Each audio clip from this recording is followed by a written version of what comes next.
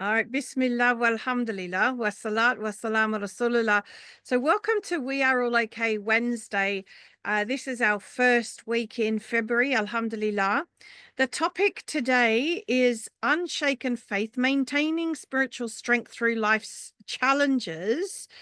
And in the process of finding peace, purpose, and resilience in these times of hardship, we're going to discuss staying rooted in tawakkul, like trusting in Allah's plan and navigating difficulties with unwavering faith.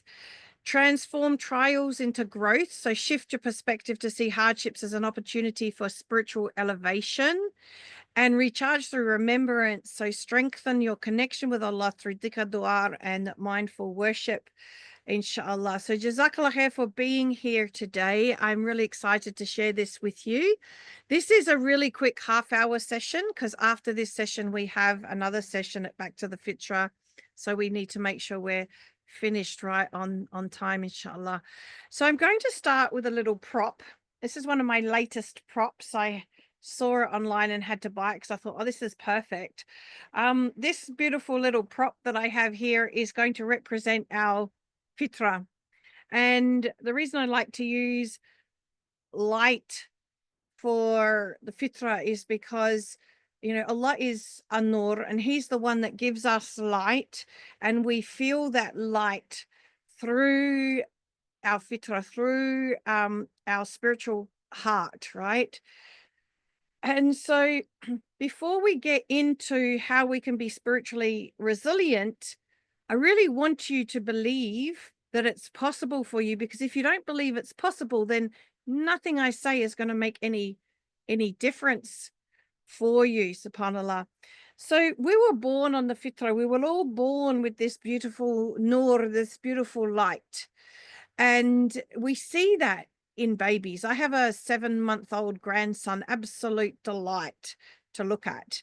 And you can just see that nur in their eyes, that innocence, and that tawakkul, that trust. They have absolute trust.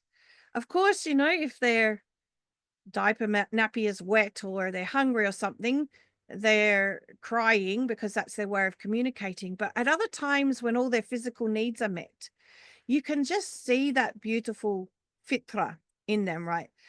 And what I want you to understand is that this beautiful fitra that you were born on still is there inside of you. And what has happened over time is maybe it's got covered with doubts and other beliefs and things like that have covered it. And so when we go through a trial or a tribulation, it is our thinking around that trial and tribulation that covers this beautiful light that is guiding us through whatever it is that we are going through. We could be going through like a long-term sickness. We could be going through a process of loss of some kind. We could be experiencing war in some parts of the world, or oppression, whether it's in parts of the world or, unfortunately, even in oppression in our own home. And so what tends to happen in terms of our thinking is, as soon as we start thinking things like it's too much, or we start thinking that I can't cope, or we start thinking that it's not fair that I'm going through this, or we start thinking that maybe Allah has forsaken me because I'm such a bad person, or maybe we start thinking things like I don't deserve to feel good anyway. A lot of people feel like they're not good enough. And so what happens is all these things start covering it and covering it until, what do you notice? We can't see that light anymore at all, can we? It's totally covered. And when it's totally covered, that's what I would call where we've sunk into defeated thinking. We feel defeated by what is happening. We feel defeated that there's no hope, right? So this demonstration is the first step to bringing back hope, because if we strip away all that thinking that's going on, that fitra is still there within you, bright as it ever was. It's only been covered. It hasn't gone away. Now, this is the number one truth that brings about so much hope, no matter how hard it feels. So that's what I wanted to start with, that, to help us understand that there is possibility of us to be spiritually resilient despite what we are going through. Because if you don't believe that, then nothing else I say is going to matter, right?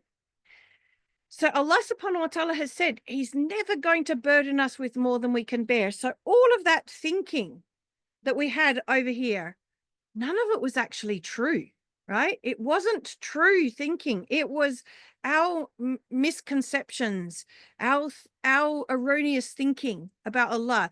We're falling out of the state of husnul dhan billah. Husnul dhan billah being the good thinking about Allah, or the I'll just leave it at good thinking for now. I think there's a better word, but it's not coming to me. And so when we can come back to that good thinking, all this thinking can fall away. We can come back to this fitra state. And we can actually appreciate that, okay, this feels pretty horrible. It feels pretty hard, what it is I'm going through. But Allah has said he won't burden me with more than I can bear. So I know whatever's going on, I can get through this. Again, now, next level of hope, isn't it? The first level of hope was that it is possible. Second level of hope is seeing that for real. And if we don't believe that, and of course, we have to believe the words in the Quran because they're the words of Allah, and Allah subhanahu wa ta'ala has said that he will never burden us with more than we can bear. So we have to believe that. But if we stop believing that, we lose our resilience. That loss of that belief is loss of resilience that's naturally in us. Allah subhanahu wa ta'ala has also said in Surah At-Talaq, in the verse on divorce, in the first, the chapter on divorce, in the first two verses, he has said, whoever is mindful of Allah, Allah will find a way out from them from every difficulty, and will provide for them from means they could never imagine. And whoever puts their trust in Allah, Allah is sufficient for them. And so if you look at those words, that is the map to success in understanding how we are resilient. All right. Because number one, the recipe is be mindful or conscious of Allah.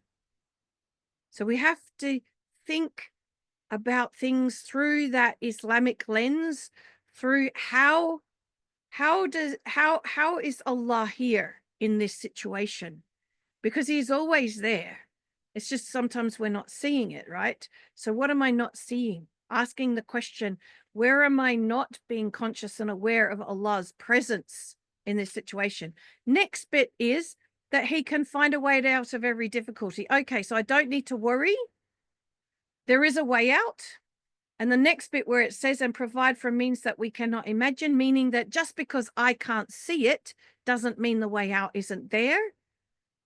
And then the final part is whoever puts their trust in Allah, Allah is sufficient for them. So it all comes back to tawakkul, trusting that these words from Allah are actually true. Now, are you seeing how it is the way we are thinking about it that is creating our experience of it? Because that's what it boils down to.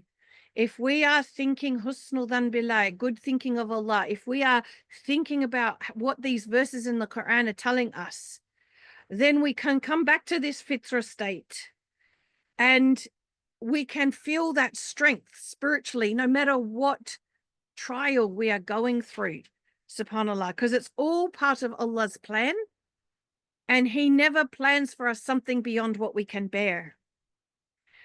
And so how can we see this as an opportunity for personal growth? Is the moment we don't feel that resilience. We feel weak. We feel anxious. We feel stress. We feel overwhelmed.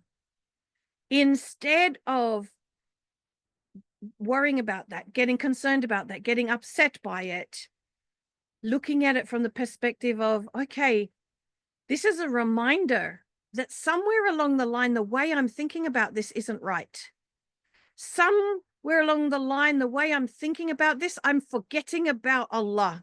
I am not seeing how Allah is still there for me. I've lost sight of that. And so this is an opportunity for us to go, what am I not seeing? What am I missing? Where have I gone off track with my thinking?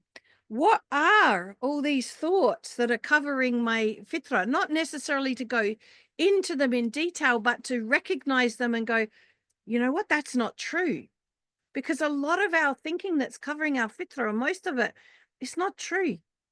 It's things that have come up for us because maybe other people have said something and we've believed it, especially when we were young, or experiences we've had and we've interpreted them in a particular way. And all of them are creating this barrier to us being in this beautiful state of resilience through being in our fitrah and being connected with Allah. And so it's something that we nickname at Back to the Fitrah, a love letter from Allah. That when we're not feeling our resilience, it's a love letter from Allah saying, you've missed something here. So it's an opportunity to go and find it. What am I missing? What am I not seeing? What am I not remembering? Which brings us to the third part, which is through the remembrance of Allah. That when we then start remembering Allah, when we then start noticing and remembering how Allah is there for us, when we start turning to dua to get out of this situation rather than to our own head, and we ask Allah, Allah, show me the way out of this. Give me the clarity on what I'm meant to do. What am I meant to be doing right now in this situation? How am I meant to be handling it? That's through that remembrance and handing it over to Allah that we feel a sense of peace, right? Because Allah subhanahu wa ta'ala says in the remembrance of Allah, hearts find rest.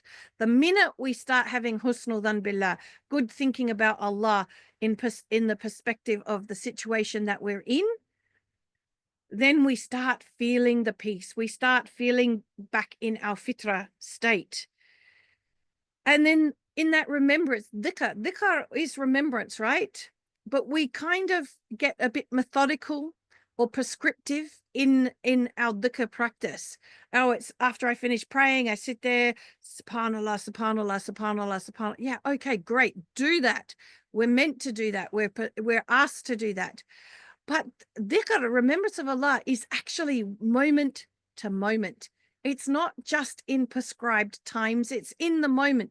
It's in the moment when it's like, oh, I feel anxious right now. And then it's remembering Allah and go, Allah doesn't burden me with more than I can bear. Alhamdulillah for that. Inshallah, I'm going to be okay. Inshallah, we will find a way out of this. And coming back into that moment by moment remembrance of Allah, that's when you will find your heart at rest. There's no better one to turn to than Allah. We may instinctively want to turn to somebody we trust, a person that we trust, but they cannot bring that relief that we feel with that connection with Allah. Only Allah subhanahu wa ta'ala can bring about that true sense of peace and bring us back to resilience. So I promised you in this session that I was going to cover three things, that it's about being rooted in tawakkul. That's when we will find that unwavering faith, that we can transform this view of our trials from being something that we feel like is harming us to being an opportunity for spiritual growth, which is where we see it as a love letter from Allah. And then the third point, that we can recharge through the remembrance of Allah, and how the remembrance of Allah is making dua that Allah gets you out of this difficulty, because He is the only one who can. right? And 2, through dhikr, which is from moment to moment, through every moment of every day, inshallah. And so that is a really quick, and I like quick because we only have a certain attention span, and it won't, we only have certain amount we can absorb. And so there's no point overwhelming you with more information. And so that is what I have to offer you. Now it's over to you to ask whatever question comes to your mind. Please don't feel shy.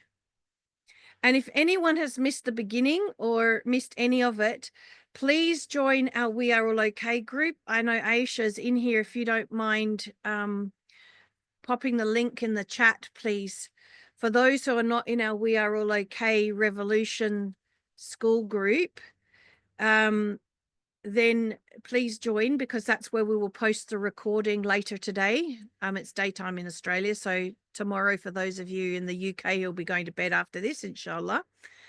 Hopefully this has been a really good nightcap for those of you who are about to go to bed, that you can go to bed in that beautiful, soft, warm feeling of Allah's got this. I don't need to worry. Alhamdulillah. There we go. The link is in the chat if you're not in our We Are All Okay group already, so that you can get access to the recording. We do this session every week, so you're welcome to come back next week as well, inshallah. Any questions? Please go ahead. You said, can I summarize the points all together? I thought I just did that. So the summary was that we were all born on the fitrah, so we were all born resilient.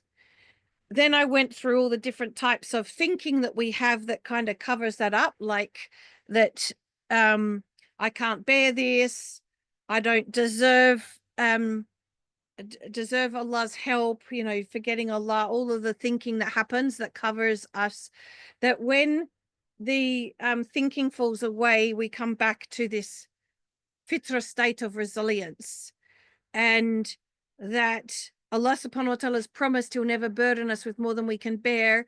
And if we believe in that, then of course that thinking doesn't cover our fitrah.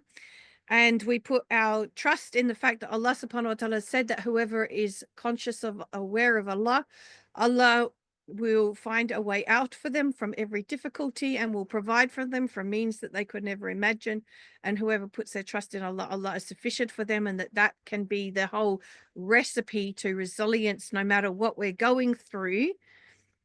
And that if we are feeling weak in our faith through something, or we are feeling anxious, stress, anything like that, that we see it as a love letter from Allah telling us we have forgotten Allah in this moment, and that if we remember him, we turn back to him and we make dua and we do dhikr being that remembrance of Allah in every given moment, that we will find that space of peace that he promises in the Quran. And that's the kind of journey that I took you on. And you can listen to the recording if you want the detailed, version of that, inshallah. Yeah, in the school site, we have a calendar, and you can go to the calendar and it will show you in your time zone what times all these things are on. So I don't see any hands up or any questions coming in the chat. Does anyone have a question? If you've got something going on in your mind that says, yeah, but, I want to hear it, because I want to challenge that yeah, but, because any yeah, buts are a barrier to you. So any yeah, but in this moment is like this. This is a yeah, but, and another yeah, but, right? These are all your yeah, buts. Okay. So if you got any yeah, buts, and I hope you know what I mean by yeah, but what about? Yeah, but what about, right? I want to address them, because that's going to be a barrier to you having that strength, subhanallah. Okay, Abdul Bari, go ahead. Yeah, I guess there's and that's a very good reminder, because sometimes the external events and factors can seem overwhelming, but it's rather you're going through that and knowing that Allah doesn't burden us all beyond what His can bear. Actually you've got this. So you don't have to have that nagging feeling of overwhelming for months and weeks and sometimes years, you know? Yep. So I think that's what I got out of it. And then also the aspect of reliance. Sometimes we rely on our even own thoughts. And I feel that's dangerous while all of your reliance should be on Allah and Allah only. So sometimes it doesn't have to be something materialistic or tangible like money or something. Sometimes it's very subtle, like your own thoughts, your own judgments, your own relationships, and that could fail you as well. And I feel like just having kind of taken that reliance to Allah makes a huge difference. Yes, it does. Alhamdulillah. And remembering that if you're feeling anything other than if spiritually strong, that doesn't mean you don't have other feelings going on, but you feel spiritually strong, or you're not feeling spiritually strong, that it's just saying that the way you are thinking about it is not in alignment with our Islamic thinking. And so it means we've just gone off course. We've just gone off track. And so it's an opportunity to get back on track. And it's that simple. If we look at it that simple, then it stops being so heavy. And then there's opportunity for change. There's opportunity to come back to resilience. Alhamdulillah.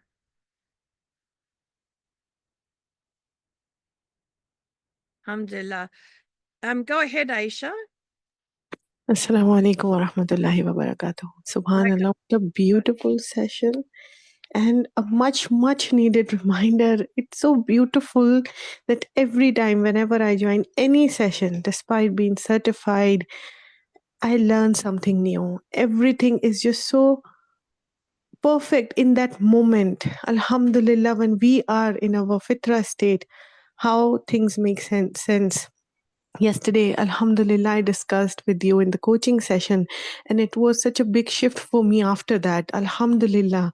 And the other beautiful part of that puzzle was today, this session, that yes, my fitra is covered, and that is why I'm unable to show up for my daughter in that moment because of all the thinking and emotions I was going through. Yeah. So I'm just so grateful, so grateful. Subhanallah. I wish if I could just come and hug you in this moment. Ah, Alhamdulillah. Alhamdulillah. They need, I mean, they've got all this artificial intelligence. They need to now invent artificial hugs via Zoom.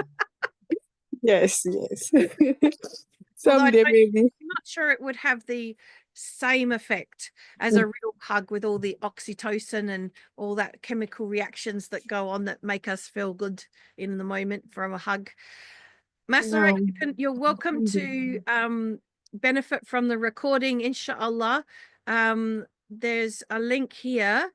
The recording will be posted in this group if you're wanting to catch up with the recording. Assalamu alaikum. Jazakallah khair. Wayaki sis, just didn't want you to miss out since you joined towards the end. This is a short session, but never ever underestimate the power of something short, sharp, and shiny. It's sometimes the short, sharp, shiny messages that really sink into our heart and change our life. You know, subhanallah. Sometimes when it's a lot of info, it can be overwhelming and we don't, you know, really absorb it. So next week, inshallah, if you want to come for a golden nugget, make sure you come on time because it's a short, sharp, shiny class, this one. And it's meant to be that way. We live in a world where everybody wants everything fast. So we're giving it fast. Jazakallah khair. May Allah subhanahu wa ta'ala reward you. I mean, jazakallah khair for being here. Any other yeah, buts or questions that are popping up? We've got 6 minutes. Well, let's make it 4 minutes so we give a couple of minutes for our team to get into the room. I guess the only thing, Catherine, is so you know what we just spoke about, like reliance on Allah subhanahu wa ta'ala. So I guess how do you kind of differentiate? So, for example, let's say you have an overwhelming emotion. Somebody in your family is in the hospital, right? And then Yeah. so you have that natural overwhelming emotion. You're afraid for them and stuff like that. And so my question here is, how do you kind of differentiate between the overwhelmingness emotion, but at the same time being accepting of the natural emotions, if that makes sense? So taking out the overwhelmingness and being accepting of what you're going through, and still Yeah. having trust on. So it's really interesting in the way you worded the question, and there's a clue in there already, is that you almost expect that you should have that experience if someone is really sick in hospital. But that's actually not true, because while there may be a sense of sadness, someone could have a relative really sick in hospital and be quite calm about it because they have total trust and faith in Allah in the situation. And so even thinking that it would be the normal response to be overwhelmed by that situation is already showing that there's an expectation that one should feel that way. But that's not necessarily true. You get what I'm saying? If you happen to feel that way, then it's just a love letter from Allah saying, at the moment, I'm not able to see how Allah is there for me, or how Allah is there for my family member, or how this all works from an Islamic perspective. Just having a moment where I'm disconnected from that understanding and having a human response. And so we don't get caught up in it. We realize that, okay, I'm just having a moment. And we let ourselves have that moment, but we're careful not to say or do something displeasing to Allah while we're having that moment. And I think you just answered my question, because my question was getting to, how do you know if the emotion is from not having trust in Allah versus emotion of natural emotion? And I think you just know. Yeah, well, you know, because when you've got your trust in Allah and you're having a feeling, it's a calm feeling. It's not an overwhelming feeling. So when my father was passing away, and it's quite hard as a convert to watch your atheist parent dying. And so you could get very caught up in where they're going to next. And I decided not to. I decided not to think about that. I decided that what is pleasing to Allah is for me to be there as a supportive daughter with my dad right till the last breath. And so his last day on this earth, if I, apart from the few times that I had to leave his side, I stayed by his side with my hand on his forehead the whole time. And in fact, my hand was still on his forehead when he took his last breath. And I was able to do that because I was just accepting this is the qadr of Allah. And my thinking was around, what is my role right now to be pleasing to Allah? Yes, I was sad, and yes, I cried, and of course I would have sad feelings, but there wasn't a time through any of that where the feelings overwhelmed me. I never got to the point of it overwhelming me. It never took over. My feelings never took over. Alhamdulillah. We are going to have to wrap it up here because I need to free the room up for the next session. Jazakallah khair, everyone, for being here. Don't forget to join the WeRallOk group so you can see what's on for next week, and also catch the recording if you didn't catch the beginning of the session, inshallah. Jazakallah khair, everyone. It's been wonderful sharing with you today, and I look forward to seeing you next week. Subhanakallahumma bihamdika ashhadu an la ilaha illa anta astaghfiruka wa atubu ilaik. Assalamu alaikum wa rahmatullahi wa barakatuh.